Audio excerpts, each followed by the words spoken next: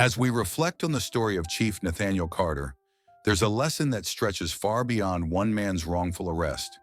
It reaches deep into the heart of what it means to live with dignity, to lead with purpose, and to stand firm, even when the system you swore to protect turns against you. For many older Americans who have witnessed generations of social change, Carter's journey is not unfamiliar. In fact, it echoes the very principles our elders have held on to for decades: quiet strength, thoughtful resilience, and the power of standing still when the world demands you fall apart. Carter didn't raise his voice. He didn't lash out. He didn't wave his badge or call in favors. What he did was far more powerful. He endured. He allowed the system to reveal itself in its rawest form, and by doing so, held up a mirror not just to law enforcement, but to society at large. His silence wasn't passive, it was purposeful. And that's a lesson we can all carry with us, especially those who've spent a lifetime fighting to be seen and heard. Many of our seniors know what it means to be underestimated, to walk into rooms and be dismissed for their age, their background, or their skin color. Chief Carter's experience is a reminder that our worth is not dependent on recognition, but on character. The world may forget your title, your resume, or even your face, but it can't ignore the impact of a person who chooses principle over pride. In today's divided landscape, where every disagreement seems to spark a firestorm, Carter's story reminds us of something deeper. Real leadership doesn't shout, it resonates. His approach wasn't loud, but it was firm. It wasn't dramatic, but it was unforgettable. And when it was time to speak, he did so with facts, clarity, and unwavering purpose. That is the kind of voice our society desperately needs more of, not just in boardrooms or police stations, but around kitchen tables, in church pews, and within communities across this country. For the elderly community in particular, Chief Carter's story is an invitation, not to step aside, but to step forward. You carry decades of lived experience. You've seen the struggles, the victories, and the setbacks. You know that progress is never a straight line, but you also know that the most meaningful change often begins with one person deciding, enough. So how does this apply to our lives today? It reminds us to stay engaged, to continue mentoring younger generations, to speak up not just when it's safe, but when it's necessary, to vote, to write, to share our stories, and most importantly, to keep believing that our voice matters, no matter our age. Carter's story teaches that accountability doesn't have an expiration date, and wisdom doesn't retire. The world needs the perspective of those who have endured storms and still believe in sunrises.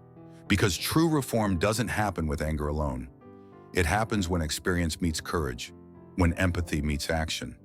Let this story renew your sense of purpose. Let it remind you that it's never too late to inspire change. Whether you're raising grandchildren, volunteering at a local center, or simply sharing conversations over coffee, your words, your presence, your values matter.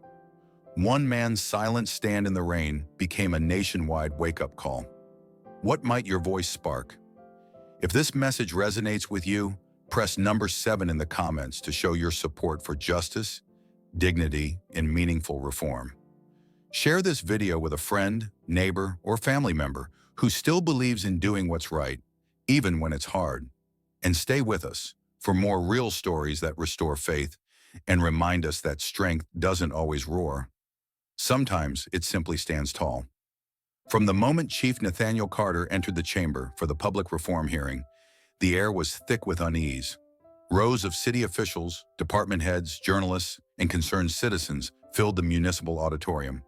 Yet the usual buzz of side conversations and quiet greetings was noticeably absent.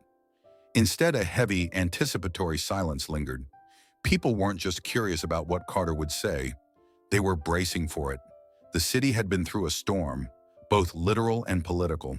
The now infamous footage of Carter being wrongfully arrested by 2 officers under his own command had ignited a firestorm of national outrage and local reckoning.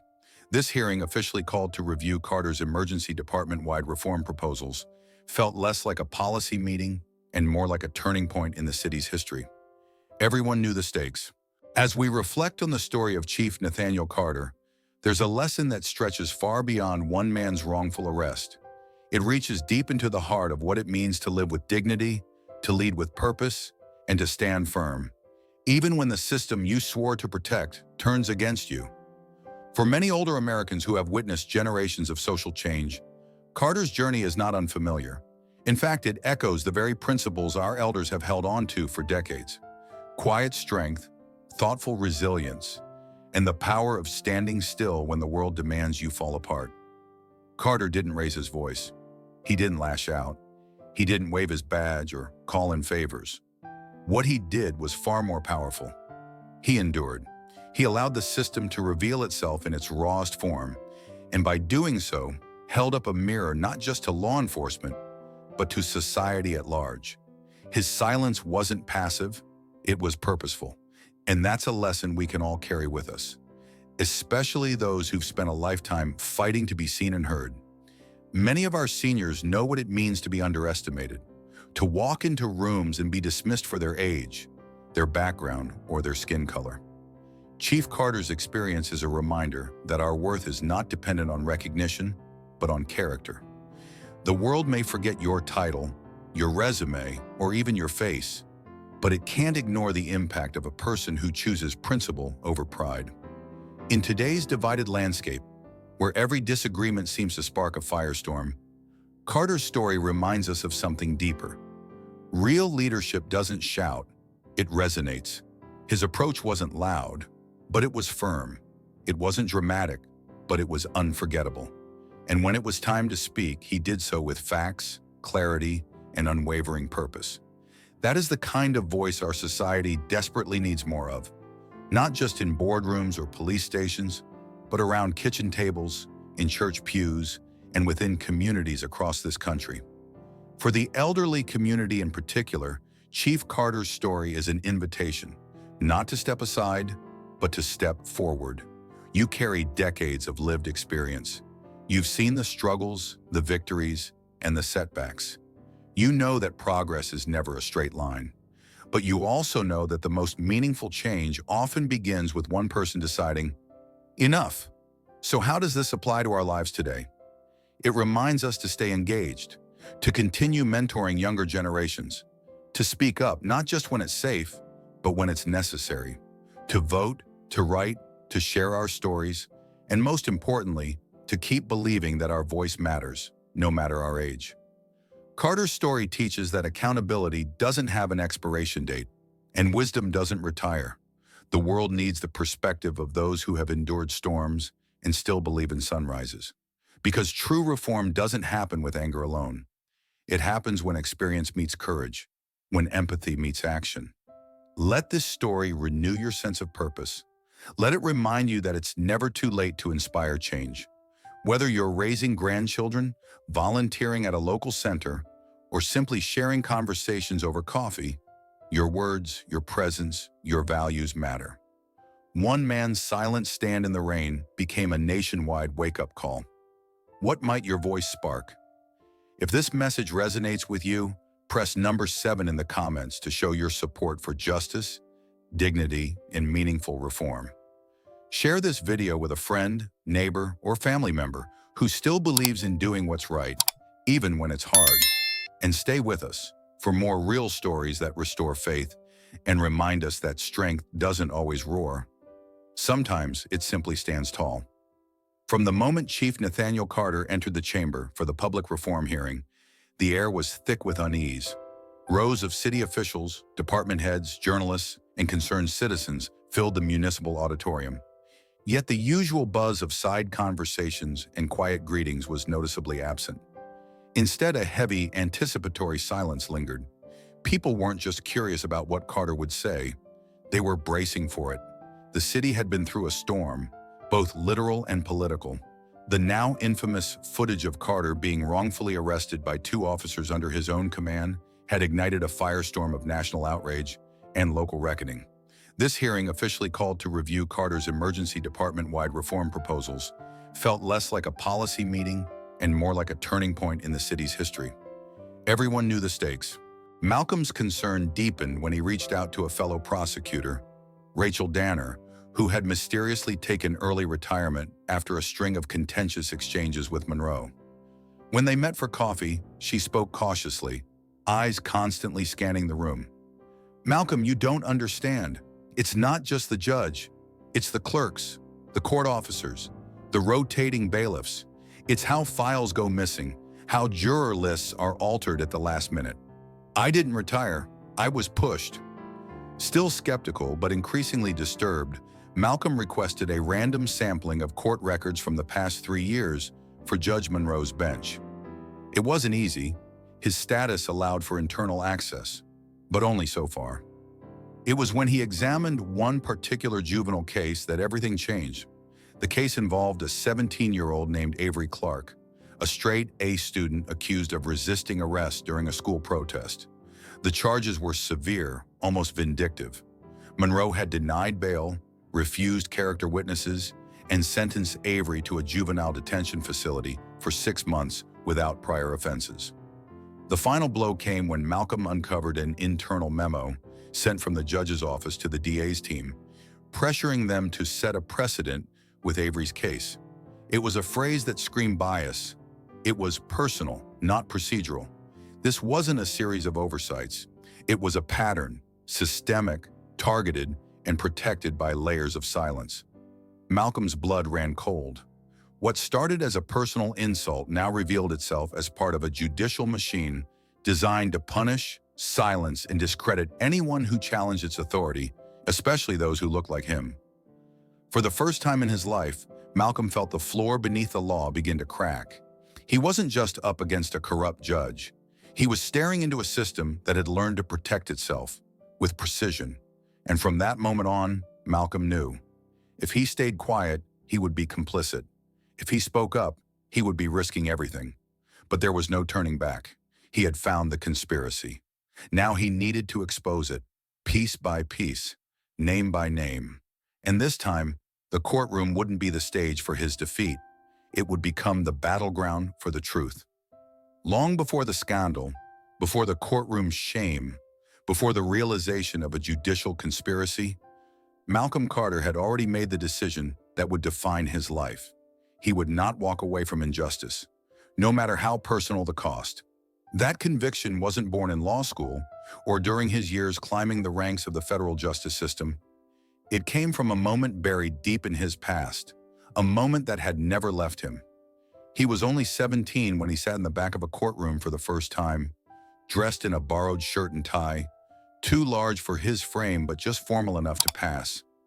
The defendant that day wasn't a stranger. It was his older brother, Julian, a straight-edged honor roll student who had been falsely accused of stealing a laptop from the school principal's office. The evidence was thin. The motive made no sense, but the accusation had stuck. And what made it worse was the way the judge, yes, Judge Franklin Monroe, even then, looked at Julian. Not as a student, not as a young man with potential, but as a threat, as a case number, as a conviction waiting to happen. Malcolm would never forget the feeling of watching his mother, hands shaking, trying to explain that Julian had been at work the night of the alleged theft, that he had no disciplinary record, that this had to be a mistake. But her words were barely heard. The judge didn't ask questions. He just moved forward. Julian was given 6 months of juvenile detention, branded with a record that would follow him for years. He lost his college scholarship. He never reapplied. That single moment reshaped Malcolm's life. Not because it made him angry, though it did, but because it revealed a painful truth. The justice system doesn't always protect the innocent, and worse, it often punishes them faster than it questions their guilt. So Malcolm studied harder, went to law school, passed the bar with top marks. And every time someone asked him why he chose prosecution instead of private law, he told them the truth. Because the system needs people who remember what injustice feels like. Now, years later, sitting alone in his office, Malcolm thought about walking away. After the public embarrassment at the hands of Judge Monroe, after discovering the pattern of suppression and racial bias, after uncovering a conspiracy that would rattle the very court that raised him, it would be easy to step back, to say nothing, to protect his career. But then he thought of Julian, of his mother's trembling hands, of the moment a gavel cracked not just through a courtroom, but through his family. And he realized something. He couldn't walk away. Not because he had something to prove, but because someone had to stand up. Someone had to say, this is enough.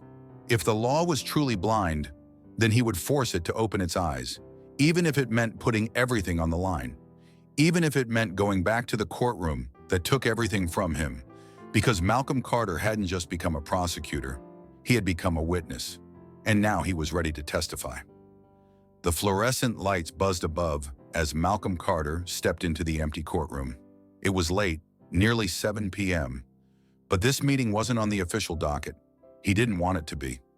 Across the aisle, seated rigidly in the judge's chair, though court was adjourned hours ago, was Judith Whitmore, Chief Administrative Judge of the Circuit and a close professional ally of Judge Monroe. Judith had requested the meeting under the pretense of clearing the air. Malcolm knew better. He'd seen the cracks in the system. Now the system wanted to patch them up, quietly. "Malcolm," Judith said, her voice crisp, her hands folded neatly on her lap. "You've always been a thoughtful man, a reasonable one. That's why I'm disappointed in what I'm hearing." Malcolm didn't sit. Disappointed in the truth? Judith's jaw tightened. There's a difference between raising concerns and launching what amounts to a crusade. He stepped forward slowly, a folder in his hand. Is it a crusade if the data backs it up? If the records show misconduct, falsified reports, and biased rulings? "You're misinterpreting patterns," she shot back. "Monroe has served on this bench for over 20 years. You think you've discovered something no one else has?" "No," Malcolm replied. "I think everyone else ignored it." Judith stood now, her voice rising ever so slightly. "You're playing a dangerous game. You know how many careers, reputations, families could be destroyed if this goes public? Including yours." Malcolm's voice was calm, but each word hit like a hammer. "Families were already destroyed, long before I started pulling case files. What happened to my brother wasn't a misstep. It was a message, and you helped to send it." Judith blinked, caught off guard. "Julian Carter? 6 months, no prior record, denied bail. Monroe signed it. You reviewed the appeal and denied that too." He held up the folder. "You remember now?" Silence. "I was 17, he continued. "I watched you reduce my brother to a number, and I promised myself I'd come back, not for revenge, for reckoning." Judith's voice lowered. "You're risking everything, Malcolm." "No," he said, placing the folder gently on the bench. "I'm risking silence, and I'm done with that." They stared at each other across the polished wood of justice and shame. No gavel sounded, no ruling was made, but everyone in that room understood. Something irreversible had begun. The confrontation wasn't loud, but it was final, because in that moment, Malcolm Carter stopped being a prosecutor bound by rules and became a force bound by truth. The day Malcolm Carter prepared to file his formal judicial misconduct complaint, he thought he was ready for every challenge ahead.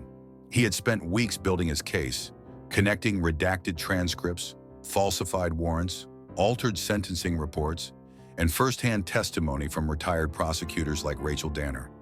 He expected pushback from the system, resistance from court officers, and political pressure to back off, but he never expected her. That morning, just as he was preparing to send the final files to the state's oversight committee, a receptionist knocked on his office door. "Sir, there's someone here to see you. She says it's urgent."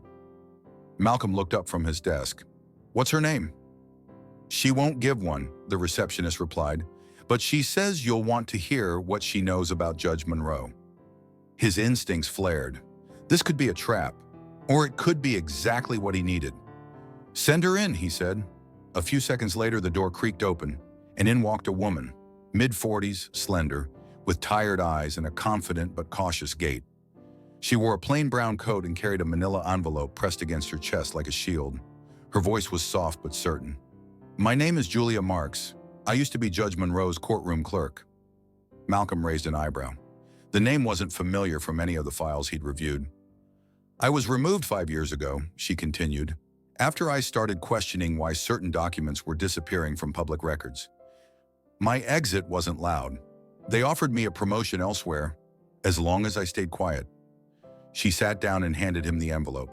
Inside were handwritten notes, timestamps, copies of internal memos, and most shockingly, a voice recording. "I kept this," she said. "I wasn't supposed to, but I knew this day would come." Malcolm played the audio. The voice was unmistakably Monroe's, in a closed-door conversation, stating, "We need to keep Carter in check. He's smart, but he's emotional. If he starts digging, we could lose more than one judge. His brother's case should have shut that family down." Malcolm's jaw clenched. It wasn't just misconduct. It was premeditated retaliation. The system had known who he was from the beginning and had worked to silence him. Julia's eyes met his. "I was scared back then, but watching what they did to you, how they tried to humiliate you in open court, I realized it's time to speak up. I'll testify. I'll go on record. I'm not the only one." He nodded slowly, overwhelmed, not with fear, but with confirmation. He wasn't chasing shadows. He was uncovering something real. And now he had a witness, one who had been in the belly of the beast. "Julia," he said, "you just turned this case from a complaint into a takedown." But he also knew what it meant.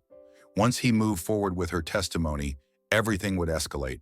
The media would circle, colleagues would turn cold, and Judge Monroe wouldn't go down quietly. Still, Malcolm felt more focused than ever. The truth wasn't hiding anymore. It had walked through his door, handed him the proof, and offered its voice. He stood, extending his hand. "Let's finish what they started." As Julia nodded, a strange quiet filled the office. Not fear, not even relief, just a calm understanding between two people who had carried a burden too long and were now ready to let the world see what justice looked like when you stopped running from it.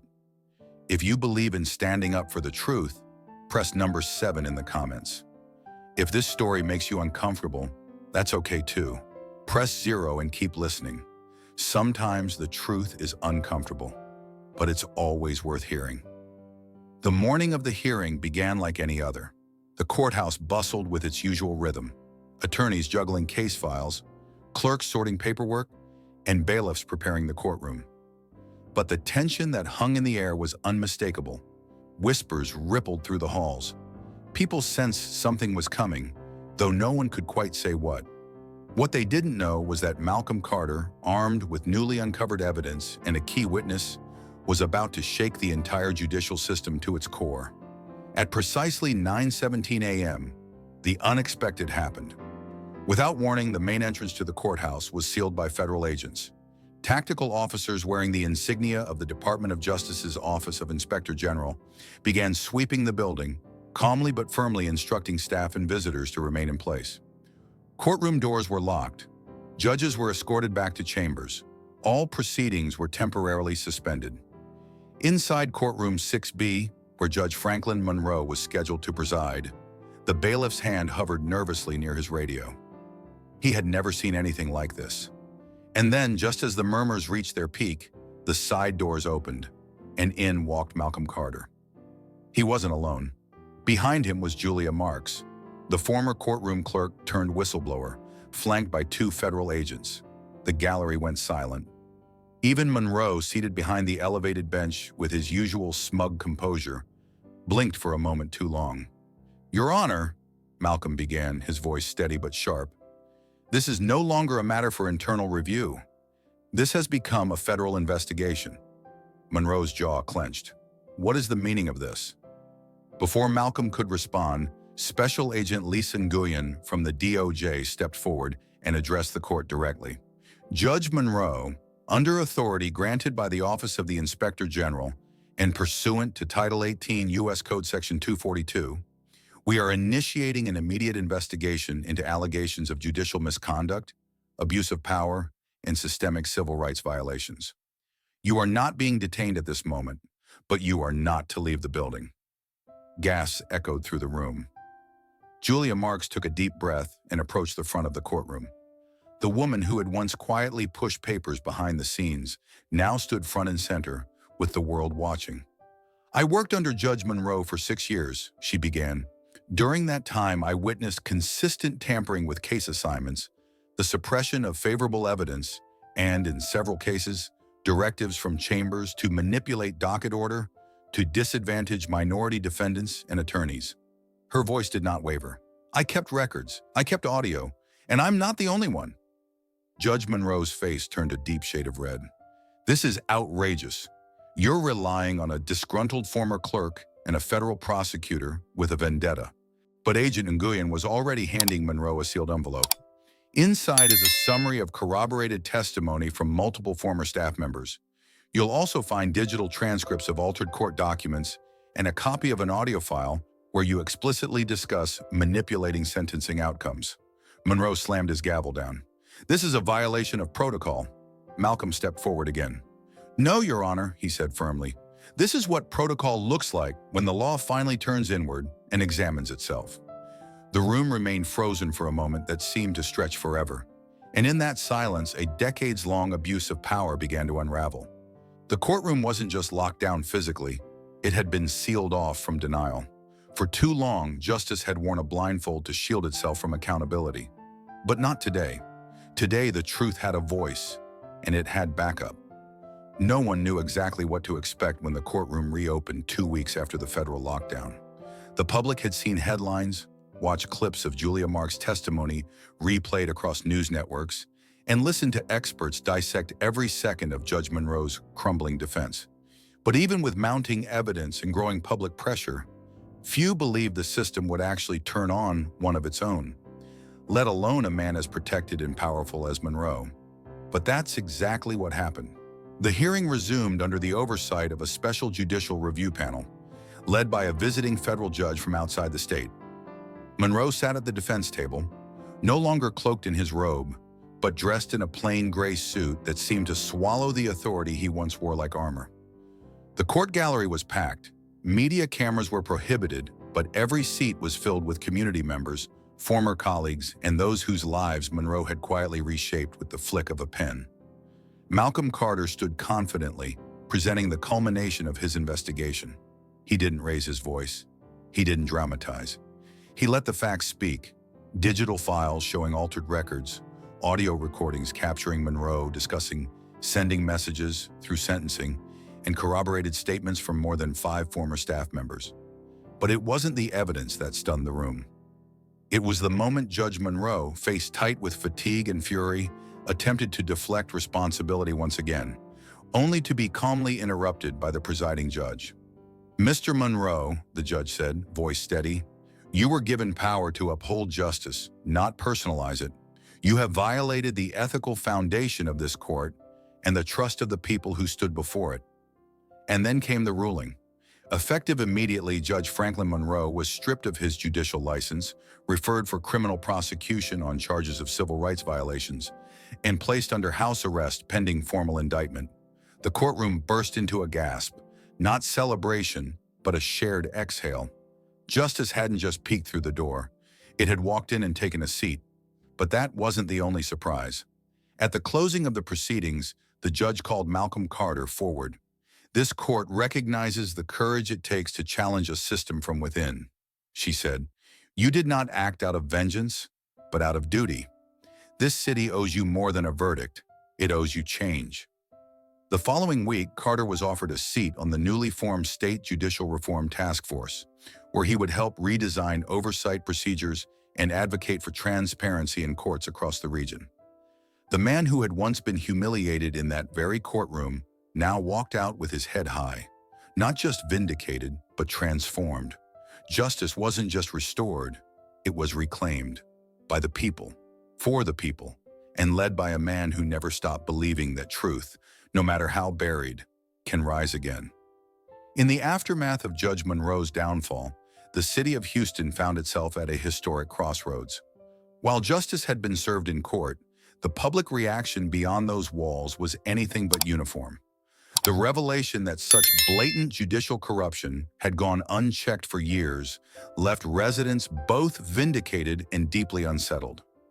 Headlines across newspapers and websites reflected the shock. A judge brought down by his own system, justice on trial in Houston, and truth in the hands of the silenced. In neighborhoods that had long felt the sting of bias, especially Black and brown communities, the verdict was received with a complex mix of relief, anger, and weary hope. On local talk radio and in barber shops, people spoke with emotion. "We knew it," one man said. Knew it, but it took someone on the inside to finally say it out loud." A community meeting in the Third Ward turned into a packed forum where residents demanded a public audit of not just Monroe's cases, but every judge's record across the city. At the same time, backlash simmered in other corners. A small group of Monroe's former allies claimed he had been railroaded by political opportunists. Some legal insiders worried about the precedent the case set. Would every judge now be afraid to issue tough sentences? Would this fuel distrust of the court system entirely? But despite the debate, something more powerful had begun to take root: momentum. Public defenders' offices were flooded with requests to reopen past cases. Law students rallied to offer pro bono help in reviewing records. Even district attorneys in neighboring counties began voluntarily reviewing sentencing disparities in their own jurisdictions. Under pressure, the city council passed an emergency resolution mandating that all courtroom proceedings be fully transcribed and made accessible to the public within 48 hours. Additionally, the state's Judicial Oversight Board announced the launch of an independent ethics review task force, something that reformers had pushed for unsuccessfully for years. In the legal community, Malcolm Carter's name became synonymous with courage. He was no longer just a prosecutor, he was a symbol of integrity in a system long accused of protecting its own.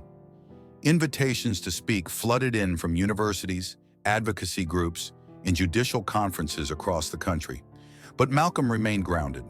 In a press interview shortly after Monroe's conviction, he said, "Accountability isn't about tearing systems down. It's about holding them to the standard they promised to uphold. The law should be strong enough to face its flaws and honest enough to fix them."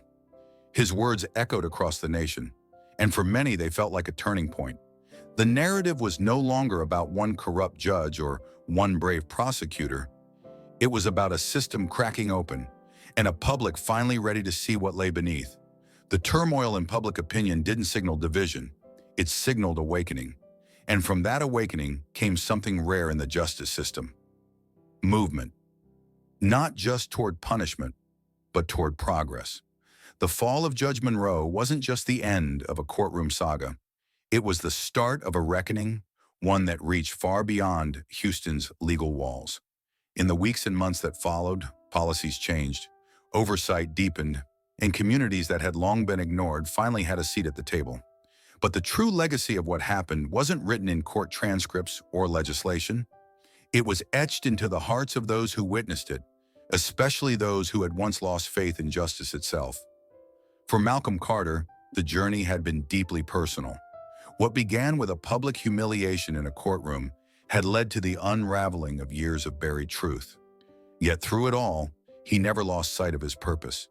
He never raised his voice for revenge. He never pursued victory for ego. Instead, he leaned into a quiet strength that came not from power, but from conviction.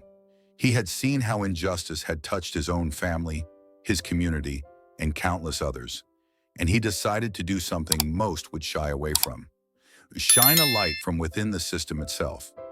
In doing so, Malcolm proved that the law, when handled with integrity, can be more than a tool of punishment. It can be a vehicle for healing, transparency, and progress.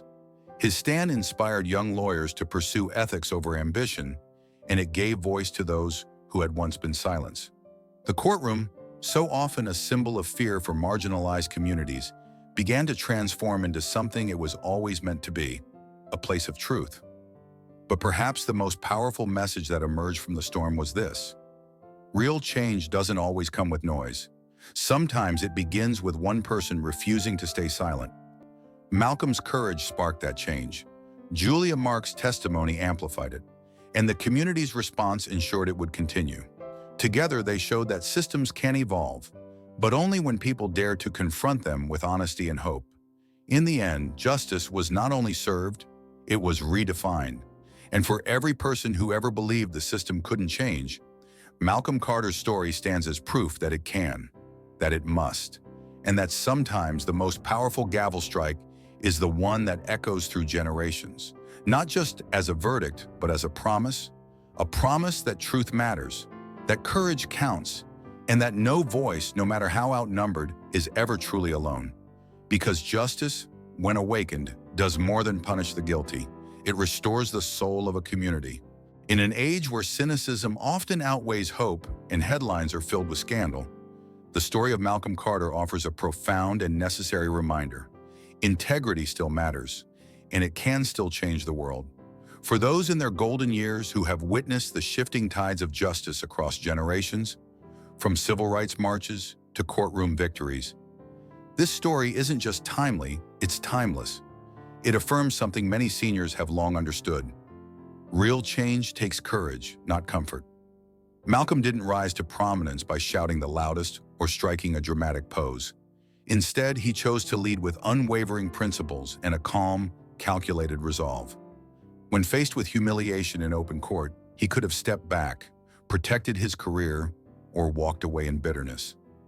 Many would have. But Malcolm did what many from older generations were taught to do. Stand your ground when you know you're right, and do it with grace. His journey is a lesson in the long game of justice. The same way many elders fought quiet battles in their workplaces, neighborhoods, and churches, Malcolm chose not to retaliate, but to investigate, to uncover, to expose the truth, not with noise, but with facts.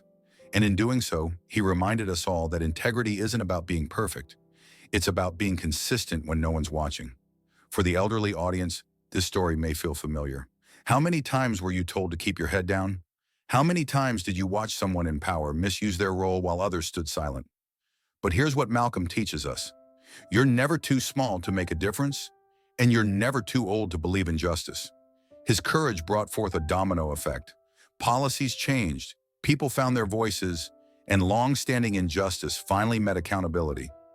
But more importantly, Malcolm's story taught us the value of remembering our why, remembering who we are, and remembering that even systems that seem immovable can, in fact, be shaken if someone is willing to speak up.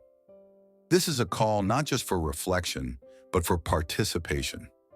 The elderly community holds stories, wisdom, and experience that are vital to today's conversations about justice. You've lived through eras of both darkness and light, and your perspective is more important now than ever. Speak at community meetings. Share your history with younger generations.